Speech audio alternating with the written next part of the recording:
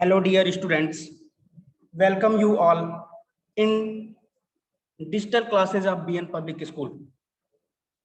जैसा कि आप सभी लोगों को ज्ञात है, आप सभी लोगों को पता होगा कि हम लोग एक बहुत बड़ी महामारी यानी कोविड-19 कोरोना से इस समय पूरा देश जूझ रहा है। सब लोग मुकाबला कर रहे हैं इस कोरोना नामक बीमारी से और इस बीमारी से लड़ने में एक ही चीज सफल कारगर हो रही है कि हम लोग अपने आप को सुरक्षित रखें, घर पे रहें, हमेशा सैनिटाइजर, हैंड वॉश का प्रयोग करते रहें और समय समय पर बाहर निकलने पर मास्क का प्रयोग अवश्य करें। ये सब करने से एक पहली बात है, हम सुरक्षित रहेंगे और अपने घर परिवार को भी सुरक्षित रखेंगे। आप अपने अगल बगल भी के जो आसपास के लोग हैं उनको भी आप लोग बता सकते हैं कि आप लोग कोरोना से कैसे सुरक्षित रह सकते हैं। इस डिजिटल क्लास के माध्यम से हम लोग आपकी पढ़ाई सुचारू रूप से चलती रहेगी। इसी क्रम में आज हम क्लास 4th, जैसा कि आप लोगों के स्क्रीन पे दिखाई दे रहा होगा, यह आप लोगों की बुक है। क्लास 4th का इंग्लिश का चैप्टर नंबर 1, इसको रीड करेंगे, आप समझेंगे। जैसा कि आप लोगों को टाइटल दिखाई दे रहा है, टाइटल का नाम है who has seen the wind. Who मतलब कौन, सीन मतलब देखना और विंड मतलब हवा। तो चैप्टर का नाम क्या है? Who has seen the wind, हवा को किसने देखा है।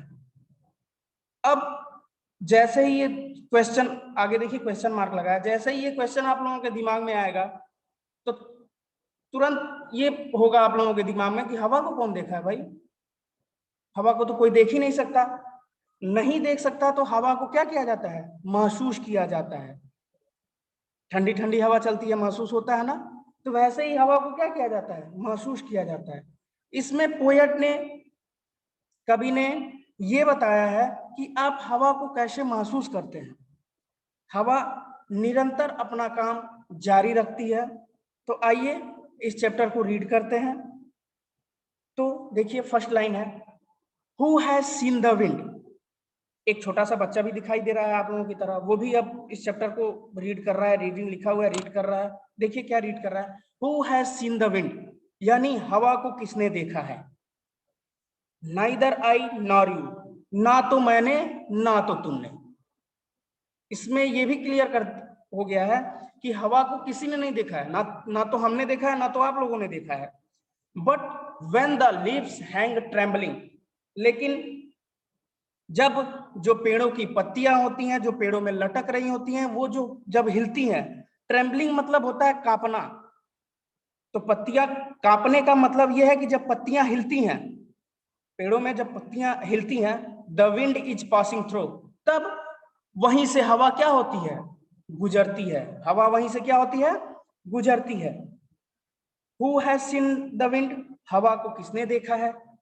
नाइदर यू नॉर आई, ना तो मैंने, ना तो तुमने, ना तो मैंने।